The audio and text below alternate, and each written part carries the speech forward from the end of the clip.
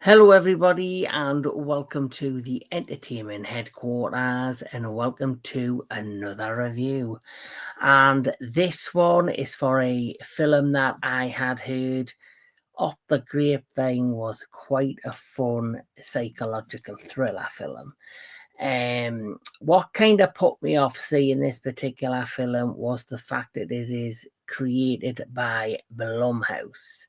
Now, Blumhouse, I used to really enjoy a lot of what they would deliver, but over the last few years, I just think they're just doing anything for a quick cash grab, and it's very rare as of late they've put anything else out that I've really gravitated to. But because of good word of mouth and because of people that I trust, I decided to check this particular movie out. And the film I'm talking about is Drop.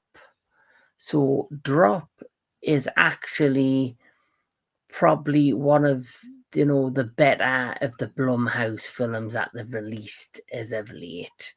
And as you know, Blumhouse are majorly known for horror, but before they were known for horror, they used to be very good at making psychological movies. They had a great rep. They had, really, really interesting stuff. So this, for me, Drop, feels as if Blumhouse went back to what I used to love about them. So let's talk about it and let's get into it. Let's get cracking. So Drop is a 2025 American thriller film directed by Christopher Landon and written by Gillian Jacobs and Chris Roach. It stars Megan Fay, Brandon Scaler, Violet Bean, and Jeffrey Self. In the film, a widowed mother receives threatening messages during her first date in years, which cause her to question her date in fear for her safety. Now, first things first, Christopher Landon. He did the Death Day films. He also has written on Hard Eyes. He was a writer, I believe, on the Paranormal Activity films. So he has a great kind of mind for psychological and scares and horror. So knowing he was the director of this, I had like a 50-50 vibe on whether this would be anything I'd really gravitate to or enjoy. As for the cast, though, the cast, which is Megan Fay, I've probably said her name wrong but Megan Fay plays Violet Gate, a widowed single mother. Brandon Skelner as Henry, who's on the date with Megan. So Violet and Henry, they decide to go on this date, the first date she's been on in years, due to, unfortunately, her becoming a widow in some very dramatic circumstances. And, anybody who's been on a first date knows how, anxiety stricken it can be, how nervous it can be, but she has added things to make her extra nervous and extra anxious, with this being her first date in many, many years. And she has a young boy at home, a young child, who her sister is encouraging her to go on this date. And she goes on this date with her sister babysitting her son. And for the most part, things seem to be okay at the beginning when they're on this date.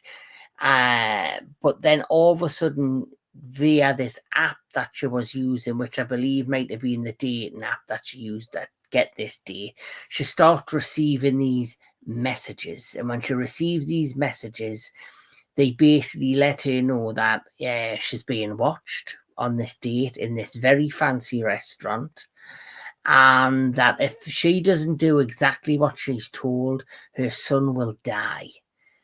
And so the cat and mouse event starts to transpire between her and this unknown assailant who is watching her, who she quickly realizes is someone in the restaurant. And knowing it's somebody in the restaurant, it could be somebody she's already met or somebody who she's already, been introduced to, or it could potentially be somebody that's sitting across from her watching her. And so that's the premise of the plot. And the great thing about this, and this does have a lot of good things going for it. The first is the cast. I believe the cast is fantastic. Like I mentioned, this amazing female actress who I can't remember seeing in anything else, Megan Faye. She was brilliant. I will say that. I thought she really suckered you in with her performances, and this is the kind of psychological thriller movie that it really depends on the cast.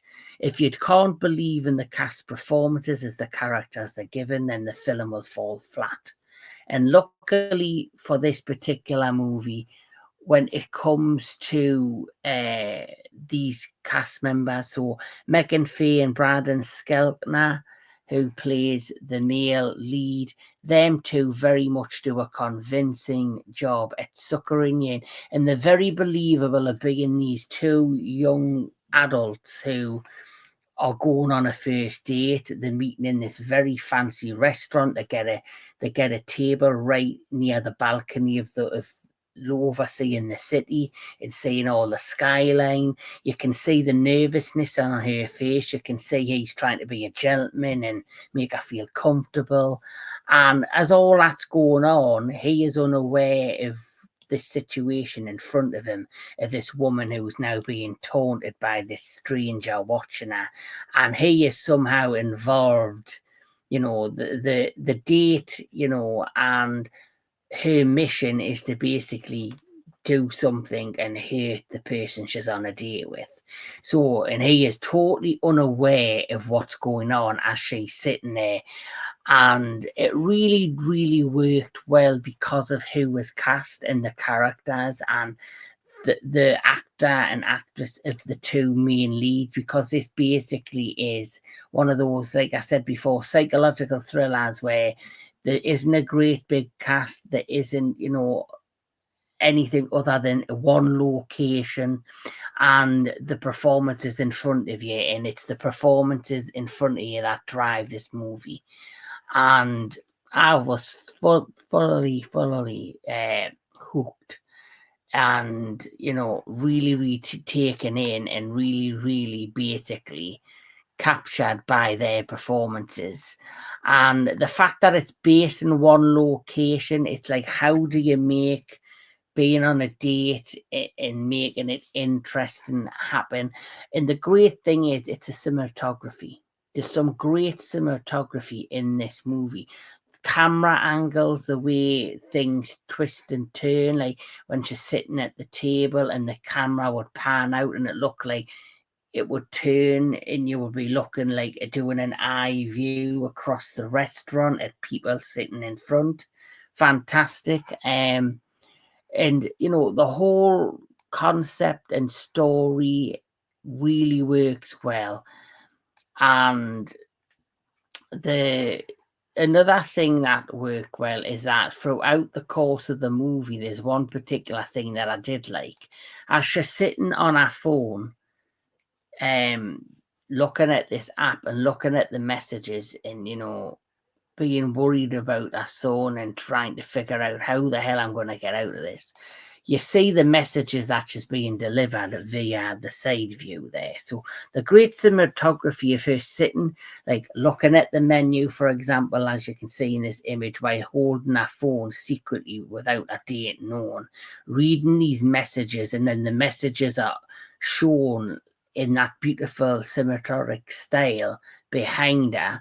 And so you fully are aware what's transpiring and what messages she's receiving and how, you see her facial reactions, you see how she's reacting to the messages that she's being, sent. And it really, really just adds up to the psychological torture that she's going through on screen, which adds to the story. It's also a film that has a bit of a, I did not know how this film was going to go in terms of plot, or you were seeing flashbacks to the events that transpired, to why she has never been on a date in quite a long time. She is all was in a very tough situation, which I think a lot of women will understand when they go to see this movie. And so it really added the depth of sympathy for this particular character. But, none of that would work, like I mentioned, without her performance. The weak part for me of this movie is the last half of the movie. I would say quarter of an hour of the last final act of this movie is where the film gets weak. Once it's revealed who is the person who is sending her these messages and who the person is, and you kind of get reveals a number of the secrets, that's when the movie, suddenly takes a different turn. And there were some elements in the last half of the movie that were a bit, I think, over the top and far-fetched, especially after the more grounded, serious, psychological elements that really pulls you in. But of course, a movie like this has to have some sort of final act with a big kind of shock ending, and they kind of delivered that in their own way. But for me, how the last sequences of the movie happened kind of took me out of the final act. But it's still a movie that I thoroughly was surprised by, didn't think I would get hooked into, didn't think I would enjoy. But I did. I did enjoy it. And the cast were amazing. The director's style of this movie is amazing. The just being in one location and being able to showcase that one location in different, camera angles, different shots, different views, really sets the tone and the feel and really help progress the movie along. When it comes to the lead actress in this movie, who I've never seen in anything other than Drop, who I mentioned before, Megan Fay, I generally feel she's somebody that could have a bright future in cinema or even television. Like I say, I don't really, know her. I haven't really looked her up. Other than when I was watching this particular movie, and I didn't see anything in her filmography that I've seen before. So definitely feel as if Drop could lead hopefully to bigger things for her, and the male actor in the cast as well, Brandon Skellner.